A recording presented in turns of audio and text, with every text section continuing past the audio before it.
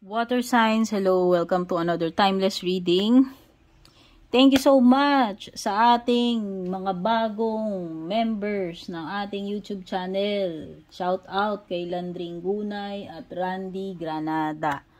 Take note mga ma'am sir, mga members ng ating YouTube channel. Kapag member po kayo, may discount kayo every time na magpapa-personal reading kayo sa akin. Same goes if nagpe-pay ka ng monthly subscription sa aking FB page. So, ayan. Depende kung anong choice ninyo. Kung magma-monthly subscription kayo sa aking FB page or membership sa aking YouTube channel. Pareho pong may discount, no? Pakita nyo lang yung proof na member kayo or nakasubscribe kayo. Okay, regarding personal reading services naman, mag-message privately po kayo sa aking FB page. Kung di pa po kayo nakasubscribe, don't forget to subscribe sa aking YouTube. At palike and follow na rin po yung ating FB page. Ano ba tong mga energy surrounding you? Water signs, Cancer, Scorpio, Pisces.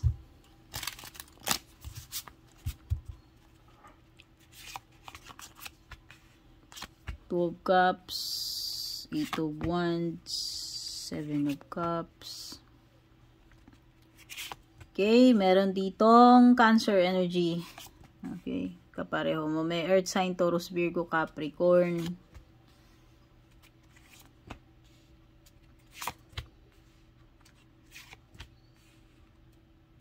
Mukhang madidisappoint ka about something. No? May magpapasama ng loob mo rito, water signs. Pero nakikita ko na kahit may sama ng loob dito, mukhang merong kang kakasaya. Ano? May matutupad. Ayan. Basta meron ditong matutupad. Pay wish come true para sa iyo. Nakikita ko rin na magiging successful ka about something. Kaya lang pwedeng meron ditong mabagal. Sabihin na natin mabagal yung pag-usad. Pero nakikita ko na magiging successful yan in the future. Kahit na mabagal yung progress. Importante is umuusad. No? Pwedeng iba kasi dito naiinip na eh. Naiinip na kayo na makita yung success, yung progress. No? Pero meron mabagal lang. Delayed, no? Naglag, parang ganun. Ayan. Pwedeng iba may travel with the Eight of Wands in the Chariot card. Definitely parang may travel, may movement. Hindi ko alam kung yung iba sa inyo nagbabalak mag-abroad or may pupuntahan, plans ng bakasyon, or paglilipat, no? Kasi para kasing dito, si Chariot is parang may energy ng migration. Sabihin na natin na naghahangad ka ng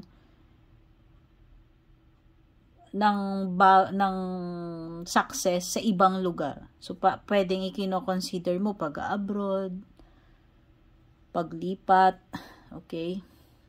Yan yung mga, may partnership dito, Two of Cups. May options ka, maliwanag yan with the Seven of Cups. Kasi nga, Chariot eh. May options ka eh. So, pwede may mga pinagpipilian ka dito. O, importante kasi dito, marami ka mang choices dyan. Hindi lahat yan magiging successful. Hindi lahat ng choices na yan na gumugulo ngayon sa sitwasyon mo, nagpapagulo ng isip mo para mahirapan ka mamili. Hindi lahat yan ay tama para sa'yo or magiging successful. So, maging wise ka. Maging wise ka and use your intuition sa pagpili. No? So, yeah, maliwanag. Maliwanag yung choices dito. Kasi, Seven of Cups and Chariot. Depende na lang talaga sa iyo kung mapipili mo yung palpak o yung tama. Okay? Mini-mini mo yan. Ayan, oh, kita nyo. Hindi mo nakikita kasi. Hindi mo nakikita kung anong laman niya mga cup na yan. Nakataob yan. Oh, walang nakakaalam. So, pwedeng nangangapa ka, nanguhula ka. Alin ba dito? Kaya nga sabi ko, gamitin mo na lang yung intuition mo. Ano? So, this is a sign ng mga bagay na mabilis na, malapit na. Malapit nang ma-reach yung conclusion, yung outcome. Okay, so pwedeng may mga bagay na mabilis na mangyayari. Expect mo na yan kasi Eight of Wands ay card ng movement. So may mga bagay dito na mabilis. So whether may mga pinoproseso ka dyan, No? Pwedeng maging mabilis yung process. Malapit mo nang ma-receive, malapit nang makuha yung outcome. Okay? Kung may mga bagay na mabagal yung pag-usad, meron ding mga mabilis with the 8 of Wands. Pero ito nga, sabi ko nga ito, sure ball naman ito na magiging successful. Mabagal nga lang yung paggalaw. O baka kasi iniisip mo, wala. Ba't ganun? Parang di ko maramdaman kung may progress or wala. Pero meron yan, meron. Yun yung ina-assure sa'yo dyan. Mag-ingat kayo about people na pwedeng take advantage sa inyo. Manloko. Deceit. 7 of Swords. Ingat. Okay? Ito, nabanggit ko na ba to? Na merong matutupad. Okay? Ayan, may wish come true para sa iyo. At Judgment card. Realization. Water signs.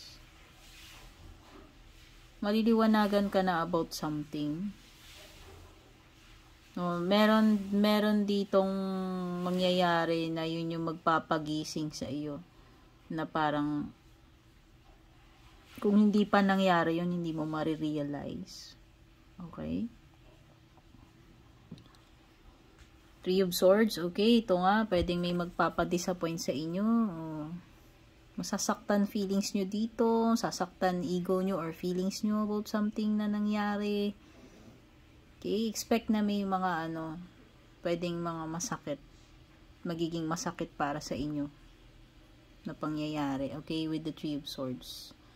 Pwedeng ito ay tears, breakup, health problems, surgery, betrayal. Ito nga possible na may betrayal talaga, di ba? Sabi ko nga, ingat ka dito sa tao na to na magte-take advantage sa iyo. Queen of Cups, water signs, strong energies ng water signs, Cancer, Scorpio, Pisces. Yan. To be specific, Cancer. Pero pwedeng may kadil ka dito na kapareho mong Cancer, Scorpio, Pisces. May paglilipat talaga, moving forward. Expect mo na yan, na matutuloy na yan pag-move mo. Papunta ka na dun sa direction na to. Improvement yan ng sitwasyon mo, dear. Malinaw na malinaw yan. Makakalipat ka. So, kung lilipat ka, ano man tong paglilipat na gagawin mo, paglilipat ng trabaho, tirahan, expect mo na yan. Basta kung ano yung susunod na lilipatan mo na yon, mas okay dun. Mas okay, mas maganda dun. Mag-i-improve yung sitwasyon mo. Yun yung expectin mo dyan. Okay? So, pwedeng may opportunities din dito, pagdating sa trabaho. Okay? Meron din ditong communication with the 8 of Wands. O, makareceive ka ng email, phone call, regarding your application, o kung ano man, tungkol man saan yan.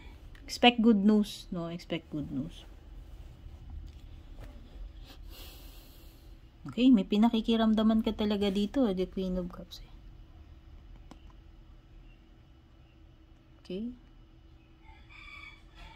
Pwedeng iba dito, pinakikiramdaman nyo sarili nyo, yung feelings nyo, hindi ko alam. Kasi parang merong parang may nanliligaw dito, basta parang may person dito Parang romantic interest. Na parang pinakikiramdaman mo, bukod sa pinakikiramdaman mo tong person na to, pinakikiramdaman mo rin yung sarili mo. Ano ba talaga yung feelings mo para sa tao na to? Pwedeng ganon. Pinakikiramdaman mo yung sarili mo and pati siya. Okay, possible na bagong bagong person na darating sa buhay niya. Romantic. Tingnan na natin, ano pa yung, di ba? Partnership, sabi ko nga. Bagong relationship yan, partnership, romantic or business.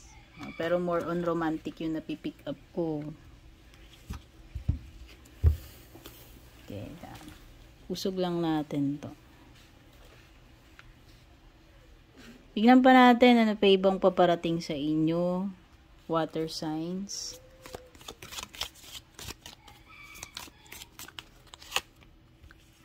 changes. Di sinabi ko maganda or pangit.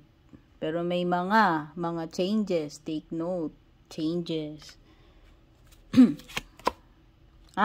Maganda. Ayan o. Good fortune paparating sa iyo.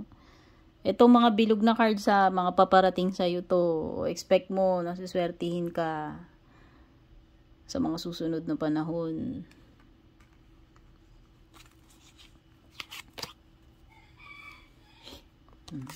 Spiritual guidance, protection from harm. Okay.